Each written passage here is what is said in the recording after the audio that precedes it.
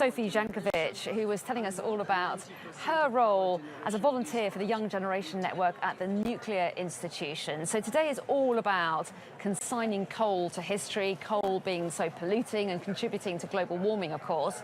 You believe that nuclear is a greener, cleaner alternative. So why are you on board with that? Yes, that's right. So the Young Generation Network are a group of volunteers, and we're here at COP for the 2 weeks just to talk about nuclear, the positives. So it's a clean energy source, like you said. It's very reliable, very dependable.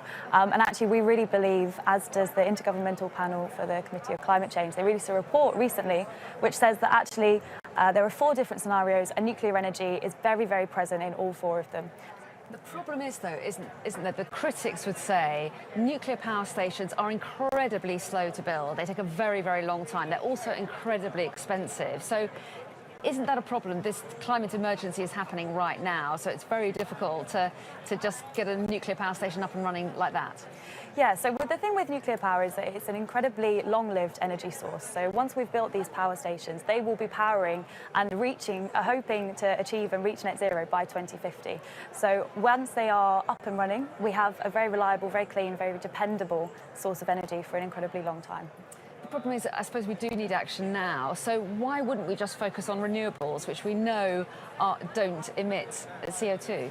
Yeah, so I think the reason why we're here at COP is to say that together is better. And that is our entire message, that we are not saying you're either a nuclear activist or you're a renewables activist. Actually, we want to be both. So we're saying that we very, very strongly support the development of renewables.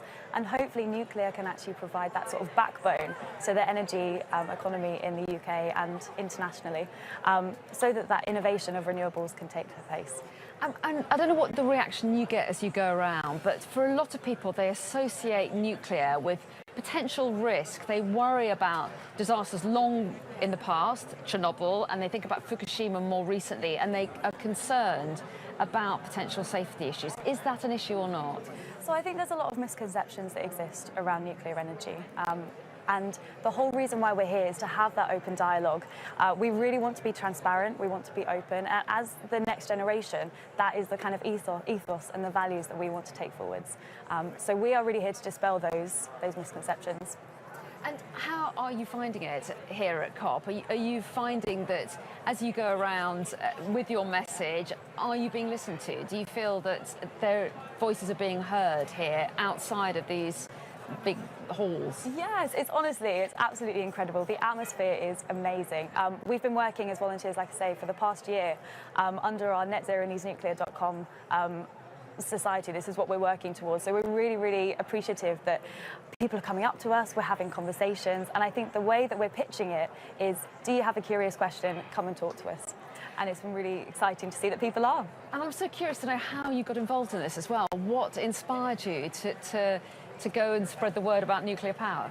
So for me, yeah, it was a bit of a different story. So the nuclear medicine aspect is where I really came into nuclear power. So a lot of people, and again, this comes back to the misconceptions, a lot of people don't appreciate that the material from nuclear reactors actually goes into developing cancer treatments and things like that for people suffering with those sorts of ailments. So I came into it with that route, and then once you're immersed and you're around all of these fantastic people, you really start to see that clean energy message. So I think previously it was something that I wanted to get into, and now I'm really feeling and believing those messages.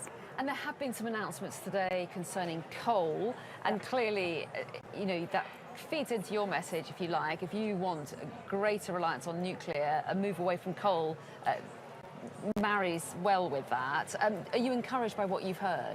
Yes, yeah, it's really exciting. The government released a 10-point plan last year, which very firmly stated a commitment to nuclear energy alongside that renewable sector. So I think in terms of the future of energy, it's a really great place to be, and it's such an exciting time to kind of continue those conversations alongside the renewables industry. Well, Sophie Zienkiewicz, we really appreciate your time. Thanks so much for coming up and talking to us. Thank you. Thanks.